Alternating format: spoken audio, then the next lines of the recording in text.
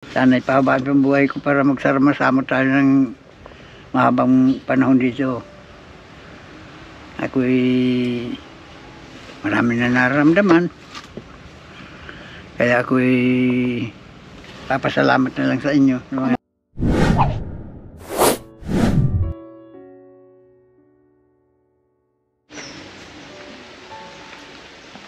Once again mga kalingap, ngayong araw ay nandito tayo.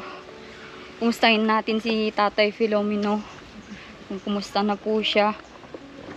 Ayan, mukhang hindi pa tapos yung bubong niya mga kalingap. Ito oh. Hindi na yata pinalitan yung yung luma. Dinagdagan na lang.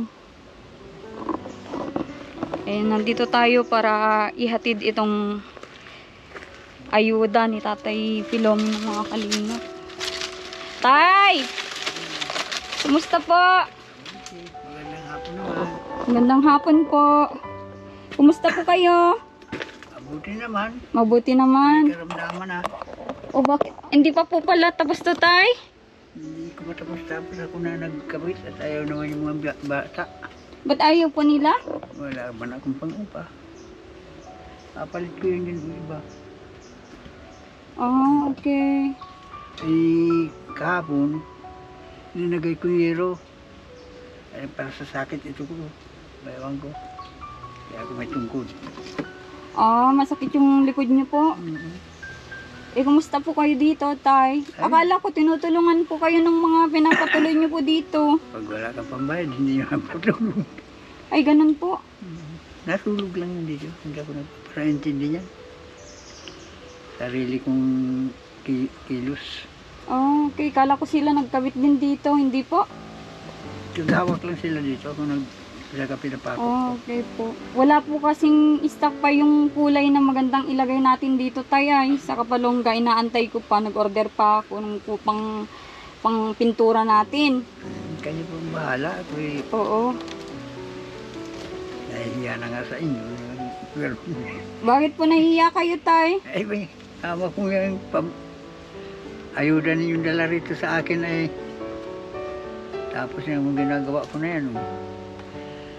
Na pagbubumong yan, hindi magawa-gawa. Ayan nyo, Tay. Kausapin nyo na lang po yun kung sino sa kanila at bigyan na lang natin sila. At tapusin na lang po ito. Tapos kung pwede, sila nang magpintura dito pagdating ng pintura at bigyan ko na lang po sila ng bayad po nila para may pang naman po nila, pangkain o kung ano man, pang load. Sabihin nyo po sa kanila, sa apo nyo po, no? Para may kasama po kayo dito kasi mahirap naman po na kayo umaakit dyan. Mamaya nahulog pa kayo. Eh, mas malaking problema. Ano po? Kahapon ba? Oo, kausapin nyo tayo yung apo nyo po, na tapusin na yung bubong para maihatid ko po dito yung pampintura. Pinturahan na po ito para bigyan ko na lang po ng pangbayad para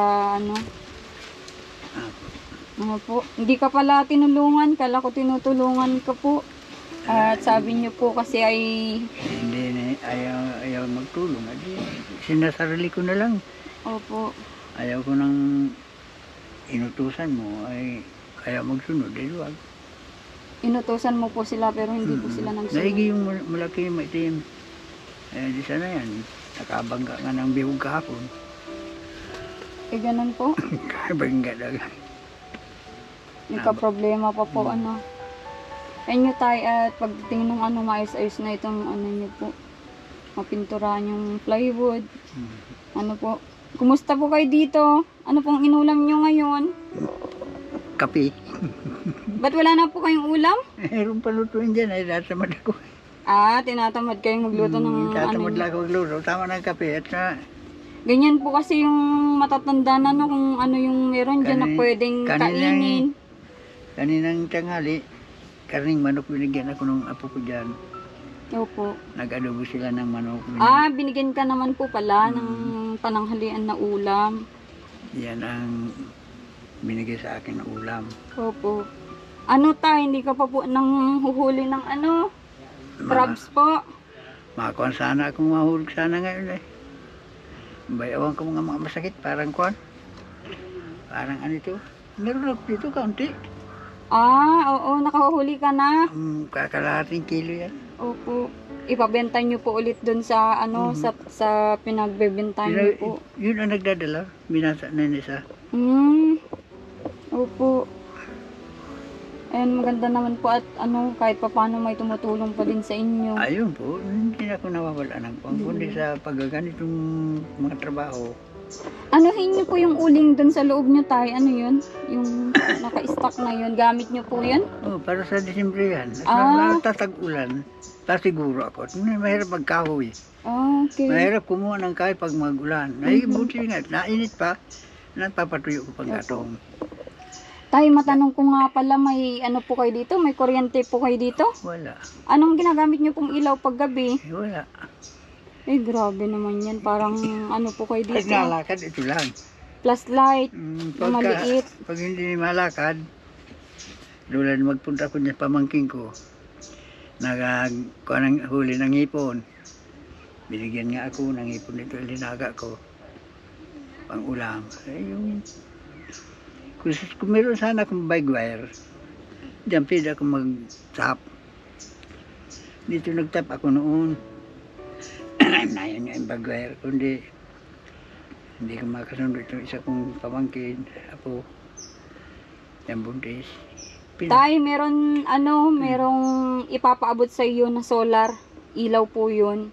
May 3 bombilya. Pwede nyo pong ilagay dito sa may kusina nyo, yung isa. Tapos isa doon sa loob. Di ko alam kung saan nyo pa ilalagay yung isa. Pwede nyo naman pong ilagay dyan sa may ano nyo para may ilaw dyan. May ilaw sila dyan. Oo, may ilaw sila dyan sa banda dyan. Tapos yung solar na yun, tay, ilagay nyo lang sa bubong para na aarawan po. Katulad nun, Para na solar yun nandyan. Opo, para naaarawan yung ano, yung panel niya, magbibigay siya ng energy, ng supply paggabi para may ilaw ka po dito, ano? Yun po, hindi mo na kailangang maggastos ng kahit anuman, gaas, o ano, di ba po, pag ganun, gaas naman yung karamihan. At ako, gas ang ginagamit ko. O, yan nga po, yung parang, nagtigil ako. Ito yung ayan, kang ko. Pag gaas kasi, medyo ano din, binibili din po. Yun solar, sa araw po yun. Kaya maganda po yun. May bombilya na din. May flashlight na din yun, tatay. Tapos, ano pa yung meron doon. Pwede pang mag-charge ng cellphone doon. Pero wala naman po kayong cellphone. Kaya pwedeng sa flashlight na lang na malaki. May ilaw po yun na malaki. Na pwedeng gamitin nyo din po pag gabi. At wala naman pala kayong ilaw. Paano po kayo kumakain pag gabi? Ay, maaga pa. Okay, maaga. Alas 4. Alas 4 yung gabihan nyo?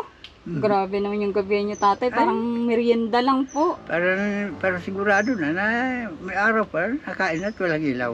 Opo. Grabe, ano. Yan at ihatid ko po dito basta nagdating na sa akin, tay. At padala lang po yun ni Ma'am Margaret, yung nagpaabot din ng tulong sa inyo.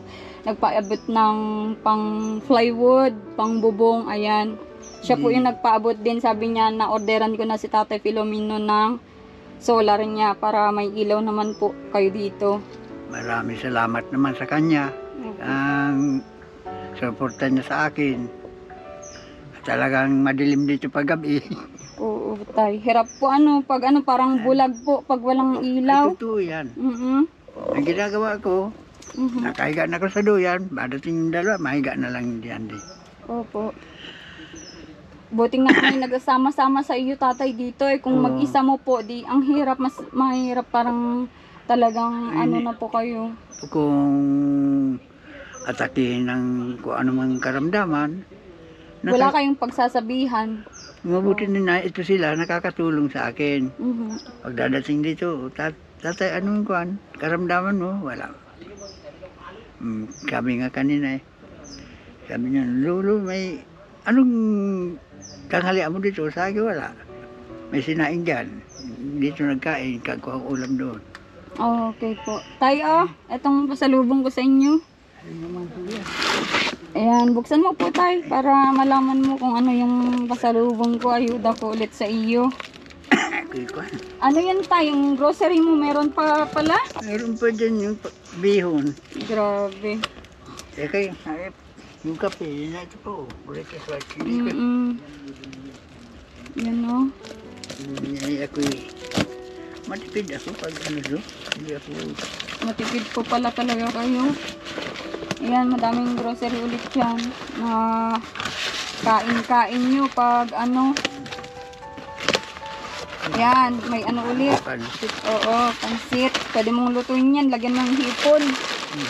Oo, igisa mo lang. Ayun. Yan tay. May dilata din dyan. Mga ano. Yan po. Kape ulit oh. Ubus na yata yung kape mo tatay. Yan, kape mo po ulit. Ayan, nagbibitchin ka po ba? Bibitsin po. Yan, bitchin, toyo. Ayan. Kasi alam ko yung ano, yung edad na parang sa inyo ay bitchin yung gamit po ay hindi Bitsin po. nga po, hindi nagamit Oo. kami nung kuhan. Ito mga ano, dilata. Dilata. Yan tayo. Sigurado magtatagal na naman kay Tatay Ay, Filomeno matagal yan. po ito. Oo. Makakaabutin ng katapusan yan, nandyan pa yan. Mm. Ang nakakatuwa lang kasi ganun ka ano si Tatay Katibid, pero sa sunod ang hatid natin yung pangkulay dito para makita na natin yung ano ng bahay ni Tatay. Ano po tay? Po, maraming salamat po sa inyo. Kung tutulungan ninyo akong tutulungan, sana ipahaba ang buhay ko para magsama-sama tayo ng mahabang panahon dito. Ako'y marami na nararamdaman.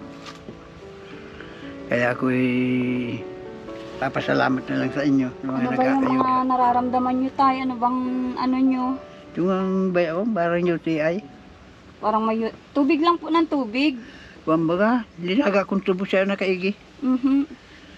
Yung tubo dyan na nakatanim sa harapan dyan ng tindahan. Opo. Tubig lang po para ano, maganda yung ano nyo ihi nyo. Yung daloy ng ihi nyo para hindi po kayo magkasakit sa ano, UTI. Ano po? Ayun at ano, babalik pa naman ako. At di ko lang po sure kung kailan yung balik ko na naman, siguro sa mga susunod na araw. At yung in-order ko nga pong ano, pang kulay dito sa bahay nyo. At sana matapos na ito pagbalik ko po. Nakatapos naman na yan. Opo. Sige po tatay, hanggang dito muna yung ano ko, vlog ko sa inyo. Maraming salamat sa iyo. Oo, ingat ka palagi dito tatay ah. Opo. Maraming salamat. Yung anak niya po na kinontak ko, wala pang reply tatay. Wala tayong magagawa na kung wala na talaga eh. Kung ayaw sila mag-reply sa iyo, yan magagawa natin. Talagang naroon na sila kung saan.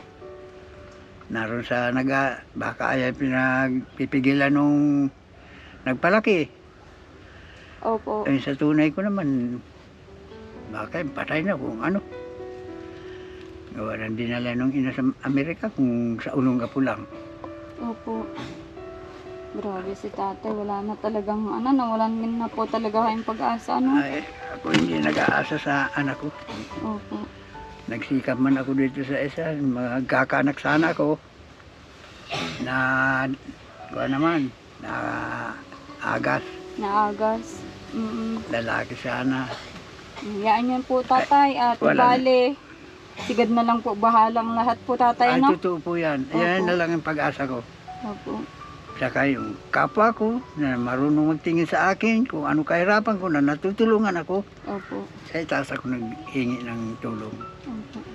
Na sana'y tulungan pa ako ninyo katulad ninyo. Opo. Sapagkat ako mahina na, hindi makapaglakad-lakad. Maraming salamat sa kanya. At kayo pinaliliwanagan niya ng isip, napuntahan ako. Yan ang kong sa Panginoon Diyos. Sige po tatay. Sige po. Salamat po tatay. At maraming- pinapalagan nyo yung tulong namin po, ano? Maraming salamat sa Oo. inyo. Sige, thank you po. Thank you. Sige po.